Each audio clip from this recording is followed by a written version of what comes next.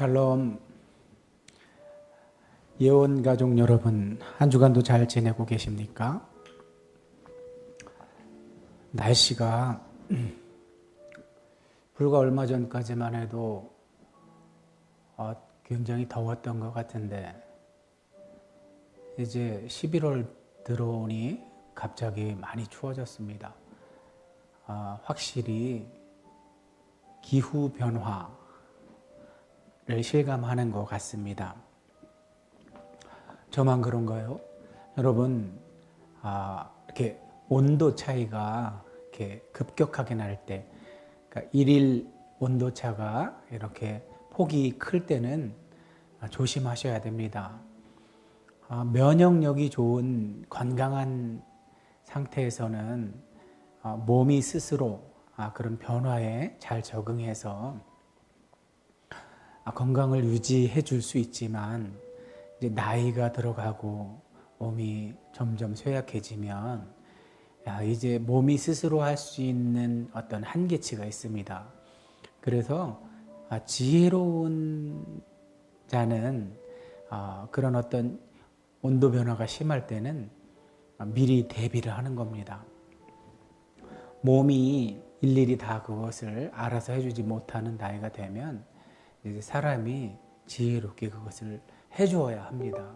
어제 태희랑 통화하면서도 이야기를 했는데, 요즘처럼 아침에 조금 쌀쌀할 때, 일찍 나갈 때는 이제 점퍼 같은 거를 입어주고, 낮에 좀 더울 때는 벗어놨다가 다시 저녁 때가 되어서 해가 져서 좀 기온이 내려가면 다시 입는, 이런 형태로 조금 뭐랄까 기후변화, 이 일기의 변화에 민감해 하면서 내 몸한테 그렇게 성실한 게 나한테도 좋고 내 몸에 폭력을 가하지 않는 거라고 생각이 됩니다.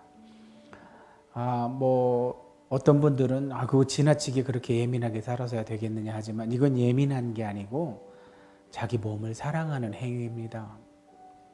건강한 몸에, 우리 몸이 건강해야 거기에 영도 깃들고 혼도 깃들고 그러는 거 아니겠습니까? 어찌되었든 제가 오늘 한 3개월여 만에 다시 이제 우리 송태희를 데리고 아침 일찍 수영장을 갔습니다. 이제 다행히 그 시간에는 초보반이 있어요. 송태희는 아예 수영을 못 한다고 해서 그 초보반에 이제 안내를 해주고, 저는 마스터 클래스에 가서 했는데, 이제 너무 무리하지 않기 위해서 가장 뒤에서 이렇게 조절하면서 갔는데, 확실히 한 3개월 그렇게 그냥 가벼운 걷기 말고는 이렇게 전처럼 유산소 운동이나 근력 운동을 적극적으로 하지 않으니까 오늘 굉장히 힘들었습니다. 우리 몸은 이렇게 금방 적응을 해요. 그래서 내가 인위적으로 이렇게 몸을 건강한 상태로 관리하는 것, 그것도 경쟁력입니다. 그것은 단지 우리가 이 세상을, 이 땅에 살아가는 동안, 역사 안에서 살아가는 동안에만 유익한 것이 아니라 영적인 부분에도 유익합니다. 왜냐하면 영도 우리의 몸을 사용하고 있기 때문입니다. 자, 어찌되었든 이만하고 이제 본론으로 들어가겠습니다. 지난 칼럼, 요즘 제가 칼럼을 주일 말씀과 되도록이면 이렇게 직접적으로 연관을 지어서 여러분께 이렇게 나누는 이유는, 칼럼을 제공하는 이유는 여러분의 이해를 돕기 위함입니다. 아직 지금 한 두 분 정도 저한테 주일의 느낌을 보내오셨는데 아직 안 보낸 분들이 더 많은 거죠. 그럼 오늘 이 칼럼까지 잘 참고하셔서, 잘 시청하셔서 여러분들이 주일날 어떻게든지 말씀으로 하나님을 만나고, 또 그 가운데서 그 은혜를 받아서 그 은혜로 말미암아 여러분들이 하나님이 기뻐하시는 뜻을 이루길 원해서 이런 노력을 기울이는 거니까 제발 좀 순종하시기 바랍니다. 내일 모레 주일날 선포할 말씀 미리 약간만 여러분께 소개하면, 하나님의 뜻을 행하려 하면 그때서야 하나님의 뜻을 안다고 합니다. 행해보지 않으면 하나님의 뜻을 알 수가 없어요. 예수님조차도 고난으로 순종을 배웠다고 하잖아요. 그러니까 행함으로 배우는 거예요. 행함으로. 믿음으로 구원받고 행함으로 배우는 거예요. 이 땅에 사는 동안 어떻게 살아야 할지를 그냥 하늘에서 뚝 떨어지는 것이 아니라 내가 실천해봄으로써 배우게 되는 거예요. 그러니 제가 여러분에게 나쁜 짓 시키지 않잖아요. 해보면 압니다. 여러분이 순종해서 해보면 압니다. 왜 이렇게 할까를 해보면 압니다. 저는 그냥 하나님과 씨름해서 여기까지 왔지만 여러분은 얼마나 좋습니까? 저같이 이렇게 중간에서 도와주는 사람이 있으니 저보다는 훨 낫잖아요. 자, 칼럼 시작하겠습니다. 요한복음은 여러분 그거 못 느끼셨어요? 보통 우리가 6장 할 때 6장에 나오는 말씀들이 보통 보면은 마태, 마가, 누가 같은 우리가 공관복음이라고 명칭을 그렇게 부르는데, 공관복음에는 예수님 순환 직전, 십자가에 달리시기 직전에 최후의 만찬이라고 우리가 부르잖아요. 성만찬을 제정하는 말씀으로 이렇게 등장하는 그런 말씀이 요한복음에서는 6장에 나타나요. 6장에서 오병이어 사건에 들어있는 깊은 의미를 설명하는 가운데 이 성만찬 제정사와 같은 말씀을 하셔요. 그럼 요한은 왜 이렇게 한 걸까요? 다른 복음서에서 그 최후의 만찬, 십자가에 달리기 직전에 했던 만찬 자리에는 요한은 대신 세족식, 제자들의 발을 씻기는 그런 이야기를 그곳에 위치시켜 놓았고, 6장에서 성만찬과 관련된 말씀을 길고 깊게 그렇게 설명해 주는데, 도대체 요한은 어째서 이렇게 세팅을 한 걸까요? 배치를 한 걸까요? 아마도 많은 학자들은, 또 제가 묵상하기에도 이미 이제 요한의 복음서를 기록할 때쯤이면 이미 예수님께서 돌아가신 지 최소한 60년이 지났어요. 학자들에 따라서는 70년도 지났다고 보는 학자들도 있어요. 그만큼 이제 오래된 거죠. 그 정도 됐으면 제일 앞에 예수님 돌아가시고 나서 가장 빨리 기록됐던 사도 바울의 본문들, 데살로니가전서, 갈라디아서 이런 것들, 특별히 사도 바울은 목회 상황, 선교 상황에서 실제로 지켜야 할 것들을 많이 이야기하잖아요. 그러면 그때부터 생각해 보세요. 요한복음과의 격차를, 요한복음보다 최소한 사도 바울이 가장 먼저 기록한 서신을 생각해 보면 요한복음하고 거의 40-50년 차이가 난다는 거잖아요. 그랬으면 이미 초기 교회들이 사도 바울의 서신에 기록된 대로 행하고 있었을 거란 말이에요.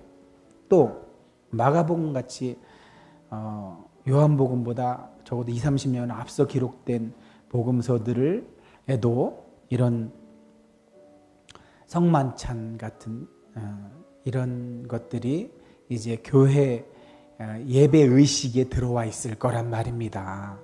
그러면 이제 요한의 입장에서는 벌써 시간이 그렇게 흐르자 사도 바울이나 어떤 복음서의 저자들은 예수님의 의도를 바르게 전했건만 그거를 실제 예배나 삶에서 실천하는 그런 상황에서는 많이 형식화되었음을 우리 요한의 의도에서 알 수 있는 거예요. 이미 성만찬 같은 이런 의식이 형식화되었든지 아니면 형식화될 가능성이 매우 높았던지, 실제로 사도 바울 같은 경우도 고린도전서 11장 같은 데서 이야기하잖아요. 고린도전서만 해도 기록 연대가 35년, 4년, 5년 이때로 본다고 한다면 예수님 돌아가신 지 이제 14, 5년, 54년, 55년이니까 예수님 돌아가신 지 25에서 6년 정도 된 건데, 그때는 아직 이제 기억이 생생할 때니까, 그럼에도 불구하고 고린도 교회 교인들이 의도에 어긋나는 행위를 하잖아요. 그래서 사도 바울이 그걸 지적하고 교정해 주잖아요. 그러니 그거보다 훨씬 뒤에 요한복음이 기록될 때는 그런 현상들이 아마도 더 많았겠죠. 요한이 제가 지난번에도 말씀드린 것처럼 마태, 마가, 누가에서 그려지는 예수님 상은 우리와 같은 육신을 입은 모습을 더 많이 강조했잖아요. 그러다 보니까 상대적으로 예수님의 신성이 훼손을 당하고 약화되니까 이렇게 요한은 예수님의 신성을 강조하려고 태초부터 기록하고 있잖아요. 창조 이전에 이미 성부, 성자, 성령 하나님, 삼위 하나님이 함께 계신 것, 우리 성자 하나님은 말씀으로 은유적으로 표현되고 있지만, 어찌되었든 이렇게 요한이 이 복음서를 기록할 당시에 그가 맞닥뜨린 상황은 앞서 있었던 다른 복음서 혹은 사도 바울의 서신들에 비해서 뭔가 내용이, 환경이 달라졌던 거죠. 어떤 다른 현상들이 일어나고 있었던 거죠. 이처럼 텍스트와 함께 가는 걸 컨자를 붙여서, 컨이 함께라는 뜻의 접두사잖아요. 컨텍스트라고 해요. 컨텍스트라는 것은 늘 텍스트와 함께 간다고 해서 컨자를 붙여서 컨텍스트라고 하는 거예요. 그러니까 기록된 텍스트에는 항상 역사적 정황이 있다는 거죠. 삶의 자리, 그런 것들이 함께 있다는 거예요. 그래서 그런 걸 염두에 두고 읽어야만 잘못된 해석을 하지 않을 수 있는 겁니다. 자, 이렇게 요한복음이 이렇게 배치한 것들을, 그런 어떤 역사적 정황, 컨텍스트를 고려하지 않고 함부로 그거를 이제 공간복음서처럼, 공간복음서가 정답인 것처럼 또 이렇게 단언해서 말을 하면, 요한복음서는 다 이거 어떻게 된 거야? 이거 역사적 사실 맞아? 왜 이렇게 공간복음서가 이야기하는 것과 시간도 다르고 순서도 다르고 이런 거야? 이렇게 생각하기 쉽잖아요. 그래서 이 교회는 제가 학문했던 현장, 신학교도 비록 신학교지만 일반 학교와 다른 신학교라 하더라도 학문적 방법론을 연구하고 그런 것을 도구로 사용해서 해석하는 작업이기 때문에 굉장히 신중하거든요. 그러나 우리 교회는 하나님의 말씀을 대언하는 곳이기 때문에 단언하는 표현을 많이 쓴단 말이에요. 그래서 조심스러운 거예요. 왜냐하면 이렇게 단언을 해버리면, 만약 그 단언한 말씀을 정말 하나님의 말씀으로 받았다면 그건 정답이잖아요. 그렇기 때문에 이 대언자가 굉장히 조심스러운 거예요. 지금 이렇게 칼럼으로 보조적인 수단을 사용해서 여러분의 이해를 돕는 것도 그런 위험성 때문에 좀 더 신중하려고 이런 칼럼 같은 걸 통해서 여러분을 돕는 겁니다. 자, 실제로 성경에 하나님 자신을, 당신을 뭐라고 알려야겠는데 그 당시 인간이 사용했던 말, 언어로는 하나님을 달리 규정할 만한 게 없으니까 하나님이 어떻게 하나님을 소개한다고 그랬죠? 그 출애굽기 3장에 보면 떨기나무 불꽃 가운데서 모세가 부름을 받잖아요. 내가 선 곳은 거룩한 곳이니 신발을 벗으라 하면서 하나님께서 모세를 부르셔서 모세에게 사명을 주죠. 너 이집트에 가서 내 백성 이스라엘을 데리고 나와라. 이렇게 사명을 받는 장면이 있는데 모세는 우리가 전에 한번 제가 모세에 관련된 이야기를 한 적이 있었을 거예요. 모세는 이집트 왕자에서 갑자기 양치기로 신분이 갑자기 변하죠. 어째서 그런 일이 일어났던 거죠? 자기 동족인 히브리인이 어떤 싸움에 휘말렸는데 이집트인과 싸우는 그런 장면을 목격한 모세가 자기도 모르게 자기가 이집트 왕자라는 신분임에도 그것을 망각하고 동족애를 더 느껴서인지 동족을 도와서 이집트 사람을 죽였습니다.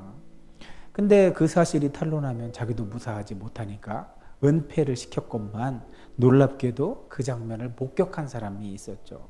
그래서 모세를 협박합니다.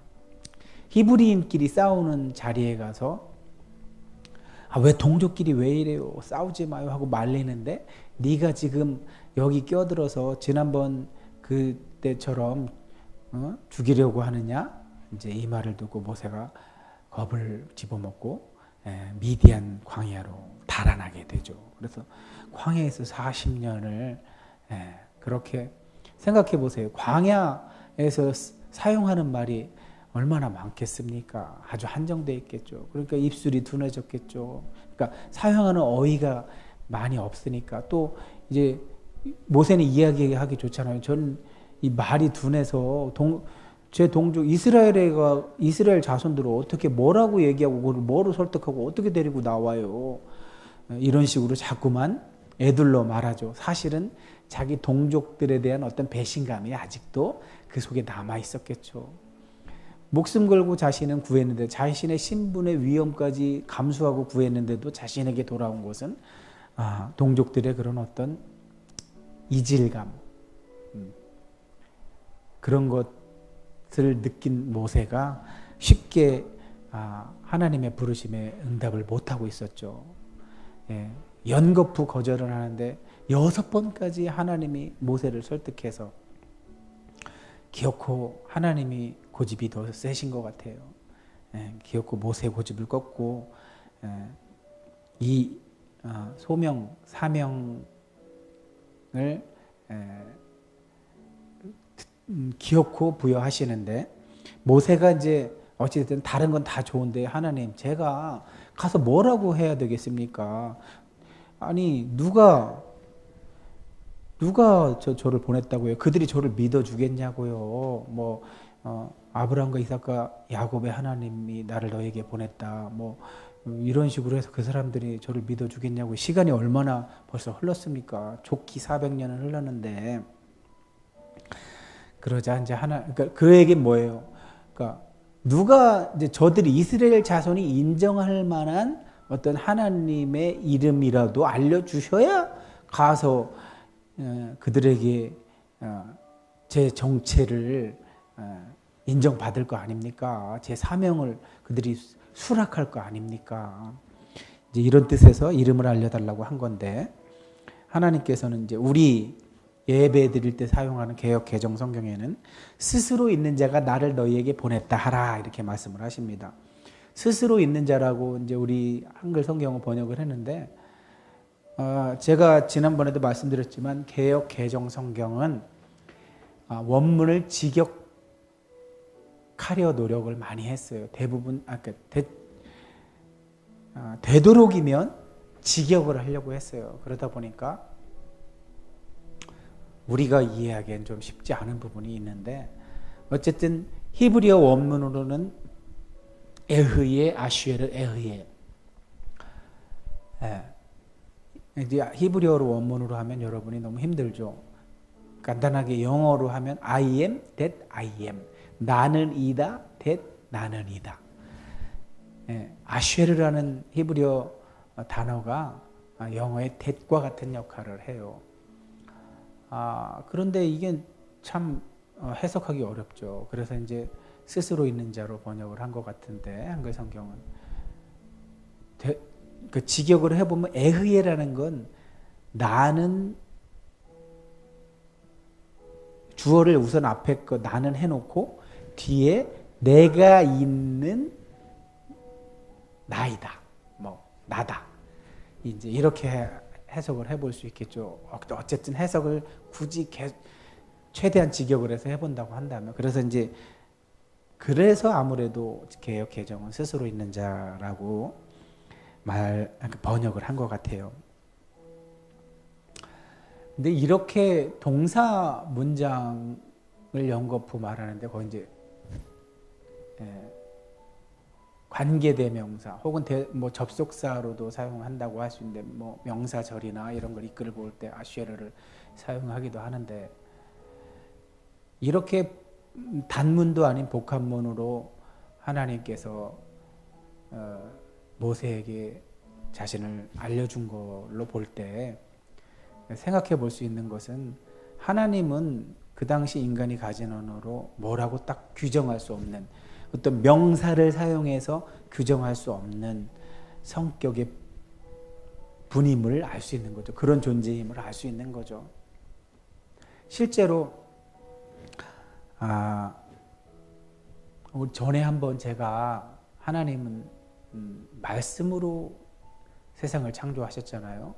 창세기 1장 3절에 보면 예히 오르 와예히 오르 예히 오르 하면 있어라 예히가 있어라예요. 그 다음에 오르하면 빛 그러면 빛이 있어라 빛 뭐 이렇게 해도 되는 거고 있어라 빛 이렇게 말씀으로 빛을 만드시는 분이에요. 근데 그러니까 이 에흐예에 들어있는 하야라는 동사가 히브리적인 고대 이스라엘 사람들의 히브리인들의 언어관이 거기 응축돼 있는 거예요. 그러니까 무엇을 있게 만들고, 그러니까 만들고 생성하고 있게 존재하고 또 그 존재하는 것이 무언가에 작용하게 하는 이런 의미로 사용되는 단어가 하야인데, 그러니까 영어의 비동사와는 질적으로 다르죠. 그러니까 이 신약 성경을 기록한 그리스어, 고대 그리스어, 그러니까 헬라어도 히브리어의 의미를 다 못 담아요. 이거를 전문적인 용어로 한 나라의 언어, 시공간이 다른 어떤 언어를 번역할 때는 어찌할 수 없는 의미의 소실이 생겨요. 의미를 100% 다 그때 사용하는 언어로 바꿔줄 수가 없어요. 어쩔 수 없는 의미의 일정 부분이 이렇게 잃어버리는 거예요. 상실하는 거죠. 이만큼 언어의 세계가 다르기 때문이죠. 그래서 히브리어 하야 동사를 그리스어 에이미 동사로 도저히 가져올 수가 없는 거예요. 근데 어쩔 수 없이 신약 성경이 헬라어로 기록됐기 때문에 그럼에도 불구하고 어떤 대체할 수 있는 동사는 가져와야 했기에 비동사를 가져온 거죠. 비동사라는 건 사실 정동사가 아니잖아요. 정동사. 하야는 히브리어 하야 동사는 정동사예요. 정동사. 주체적으로 무엇을 하는 동사예요. 그런데다가 더더군다나 하야라는 동사는 하나님에게만 쓰일 수 있는 동사예요. 그러니까 히브리인들의 사고방식은, 세계관은, 가치관은 어떤 일을 있게 하고 그게 또 다른 어떤 것에 작용하게 하고 변화하고 이런 모든 것의 주체가 하나님이라고 봤던 거예요. 그래서 하나님께만 하야 동사를 자꾸 쓰는 거예요. 그래서 예히 예희 있어라 오르 빛 있어라 빛 할 때도 예희라는 그 명령조의 동사에 하야라는 동사가 사용된 거예요.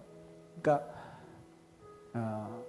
그걸 잘 이해하시고 하나님이 자신을 모세에게 소개하실 때, 그래서 에흐예 아슈레에 나는 있는 자야.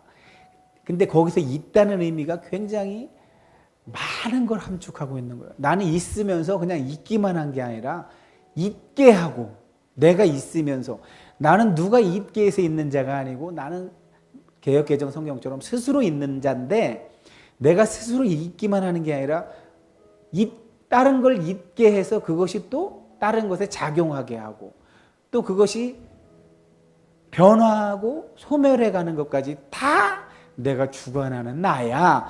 이처럼 아주 깊고도 오묘한 심오한 의미가 하나님의 이름 속에 들어있는 거예요. 아마도 이 에흐예라는 이 하나님의 자기 소개에서 이제 우리가 여호와로 부르는 그 이름이 나왔는데, 굉장히 복잡한 과정이 있었다고 여러분께 말씀드렸죠. 아마 이 부분은 여러분께 소개해 줄 수 있는 기회가 있을 거라고 생각합니다. 굉장히 전문적인 영역이라 거기까지 모르셔도 됩니다. 사실 어찌되었든 이렇게 히브리어, 하나님은 모든 것을 주관하시는 분이기 때문에 그 하야라는 히브리어 동사를 사용해서 어떤 일을 만드시고 어떤 만물을 만드시고 그거를 존재케 있게 하셔서 그것이 또 다른 것에 작용케 하시고 또 소멸하게도 하시는, 이런 모든 것을 주관하신다는 의미가 이미 그 이름에, 하나님의 이름을 표현하는 동사에 들어있다는 사실을 잊지 마시고, 우리가 지금 요한복음 하고 있잖아요. 예수님도 이렇게 계신 분, 홀로 유일하신, 있다고 하실 수 있는 분. 제가 지난 주일에 말씀드렸잖아요. 우리가 있다라고 이렇게 규정을 할 수 없는 이유는 항상 있지 않잖아요. 시간 속에 존재하잖아요. 시간 속에. 그러니까 시간이라는 어떤 정해진 범주 안에 우리가 들어있기 때문에 시간이 흐름에 따라서 아까 그랬잖아요. 하야 동사에도 생성, 존재, 변화, 소멸, 우린 소멸에 가죠. 그런데 예수님 자신을 소개할 때 나는 누구다, 에고, 에이미, 이런 양식이 히브리어의 에흐예, 하나님께서 하나님을 모세에게 알렸던 그 양식을 그대로 가져오셔서 7번이나 요한복음에서 사용하는데, 요한은 이처럼 예수님의 신성을 여기서도 강조하고 있는 거예요. 나는 생명의 떡이다. 나는 세상의 빛이다. 어쨌든 그런 생명의 떡, 세상의 빛, 양의 문, 선한 목자, 이런 은유를 사용하고 계시지만 어쨌든 그 사용한 단어에 더 깊은 데로 들어가면 이 히브리어 하야 동사를 헬라어 에이미 동사로 이렇게 번역을 해서 어쩔 수 없는 의미 소실을 갖지만 그래도 다른 걸로 대체가 안 되기 때문에 에이미 동사를 사용해서 영어의 비동사, 이런 성격의 이런 에이미 동사를 사용해서 나는 에고가 나는이에요. 나는 에고 에이미 이다. 근데 헬라어의 에이미 동사나 영어의 비동사는 혼자 쓰려기보단 연결해주는 연결사 역할을 훨씬 더 많이 해줘. 영어의 형식으로 말하면 보어, 이 형식. 형용사가 붙으면 서술형이고 명사가 붙으면 존재, 상태와 존재를 표현할 때 많이 쓰죠. 그래서 예수님이 이 에이미 동사를 사용해서 7번이나 이 말씀을 하시는데, 자, 여러분, 제가 어쨌든 이 하나님의 자기소개, 또 예수님의 어떤 요한복음 안에서 예수님이 난 누구야 라고 소개할 때 사용했던 이런 표현들, 이런 것들, 그것만 잘 살펴보아도 역사를 주관하시는 분은 홀로 한 분이신 우리 하나님이시구나. 근데 그 하나님이 삶 위로 계신다는 것, 그것이 참 신비죠, 신비. 제가 요즘 보만이라는 학자의 그 히브리 사유와 그리스 사유의 차이를 70년대 오래됐죠. 굉장히 알려진 고전인데 그거를 읽고 또 다른 책으로는 태초에 사랑이 있었다라는 책도 이제 제가 대출을 해왔습니다. 그래서 이제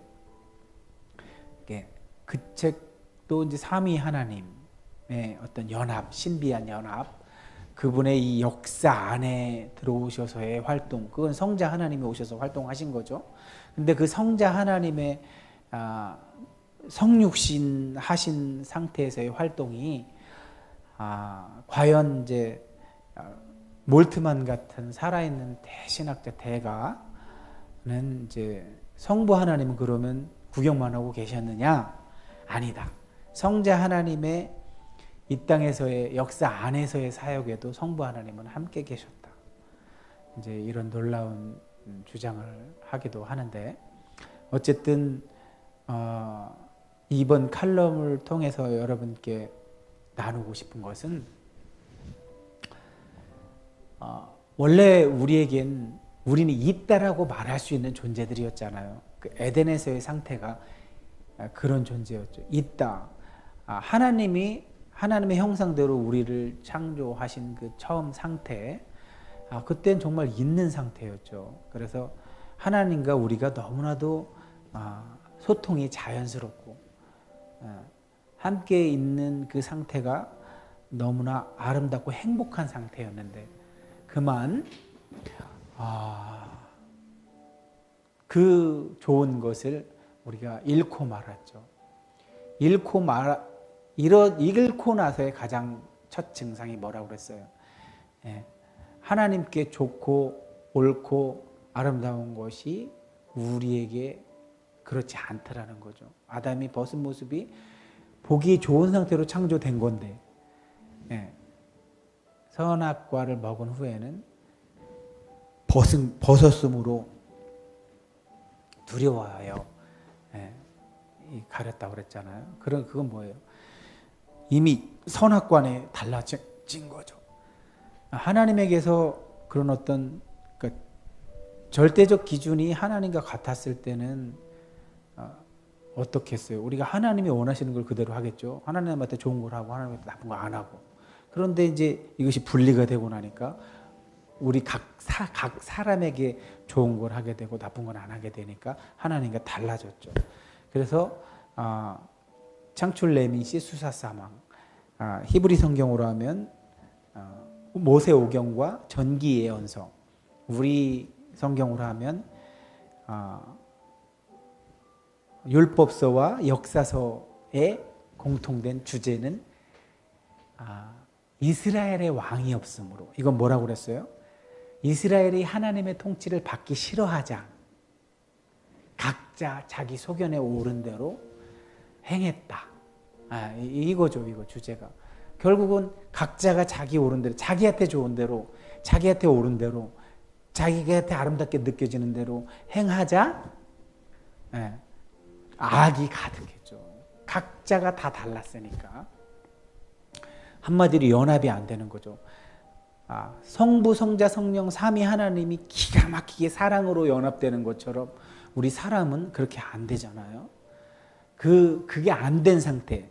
그래서 하나님과의 단절이라는 것은 선악관에 있어서, 선악을 판단하는 기준에 있어서 하나님으로부터 독립해버리자 이거 제가 샤르트르의 표현도 들었잖아요. 그것 자체가 형벌이 되어버렸다고. 인간은 연합하여 선을 생산해낼 수 있는 실력이 사라졌죠. 그래서 이 땅에 이렇게 오늘날 많은 악이 횡행하고 있잖아요. 오늘날 우리가 사는 세상에도 전쟁도 많고 갈등도 많고 그랬을 때 결국 다시 하나님과 우리가 하나 연합이 돼서 예수님 덕분에 선악관에 있어서 하나님과 같아지는 것이 최선의 상태라는 것, 이것을 여러분이 잊지 말라고. 그러니까 우리가 다시 있게 만들어 주신 분은 예수님이에요. 예수님이야말로 하나님과 그냥 하나잖아요. 그죠? 선악관이 똑같잖아요. 예수님은 우리랑 똑같은 몸을 입고 오셔도 자기한테 좋은 대로, 자기가 옳은 대로, 자기한테 옳은 대로 행하지 않으셨잖아요. 늘 아버지가 하신 대로, 아버지가 원하시는 대로, 아버지가 행하는 대로, 항상 아버지가 단서죠. 아버지와 완전한 하나죠. 예수님이 그 모습을 둘째 아담으로 오셔서 우리의 가장 좋은 상태를 본인이 보여주신 거죠.